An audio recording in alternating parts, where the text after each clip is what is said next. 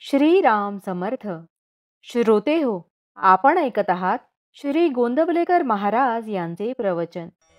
मी फक्त एका नामातच आहे. मनुष्य कितीही मोठा असला, उत्तम पुराण आणि प्रवचन सांगणारा जरी असला, तरी तो जर नामात राहत नसेल किंवा त्याच्या संगतीत परमेश्वराचे प्रेम लागत नसेल, तर तो कदापिही संत म्हणून समजला जाणार नाही. संतांचे नातेवाईक संत असतातच असे नव्हे. आपण नोकरी केली तर आपला मुलगा नोकरी करीलच असे नाही.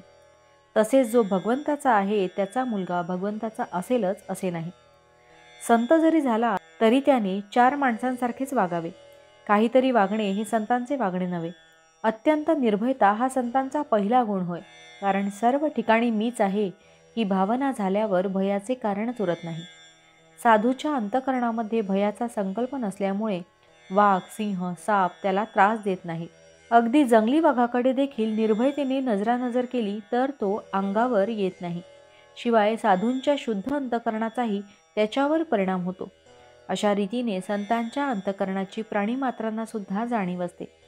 अशा संतांचा सहवास मिळणे ही फार भाग्याची गोष्ट आहे. परमेश्वराचे प्रेम लागणे किंवा सतत मुखात नाम येणे हे संतांच्या संगतीत राहून साधायचे असते. संतांची अखंड संगत नामानेच ठेवता येईल. जिथे नाम आहे तिथे संतांचा सहवास आहे.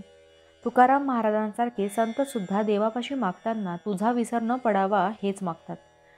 तसेच रामदास स्वामी देवाला म्हणतात, तुझा योग म्हणजे तुझा सहवास मला नित्य घडू दे. योग असणे म्हणजे दुसरे काही नसून मन जेव्हा अनुसंधानापासून अलिप्त होऊन इतर विचारात भरकटते तेव्हा त्याला आवरून परत अनुसंधानात लावणे हीच योगशक्ती. हुकूम कितीही कडक असे नका, परंतु त्याच्या खाली जर सही नसेल तर त्या हुकुमाला महत्त्व नाही.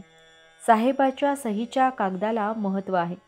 नाम हे सर्व साधना सहीसारखे आहे. एका मुलाला अत्यंत राग येत असे. रागाच्या भरात तो आपले डोके आपटून घेई. त्याला मी सांगितले, रोज स्नान झाल्यावर आपल्या पोटावर गंधाने राम नाम लिहून ठेव आणि ज्या ज्यावेळी राग येईल त्या त्यावेळी त्या नामाकडे पहा. आणि त्या प्रयोगाने त्या मुलाचा राग आपोआप शांत झाला. खरोखर नामात किती प्रचंड शक्ती आहे. अनुभव घेऊनच पहा. मी आजपर्यंत सर्वांना नामच सांगत आलो आहे. मी इथे नाही, मी तिथे नाही, मी गेलो नाही, मी जात नाही. मी फक्त एका नामातच आहे. ज्याच्याजवळ भगवंताचे नाम आहे त्याच्या मागे पुढे मी आहेच. भावार्थ, तुम्ही भगवंताचे नाम घ्यावे या पलीकडे सत्य सांगतो. मला कसलीही अपेक्षा नाही. जानकी जीवन स्मरण जय जय राम. महारुद्र हनुमान की जय. समर्थ रामदास स्वामी महाराज की जय. सब संतन की जय. श्री अनंत कोटि ब्रह्मांड नायक राजाधिराज सच्चिदानंद सद्गुरु श्री ब्रह्म चैतन्य महाराज की जय. जय जय रघुवीर समर्थ.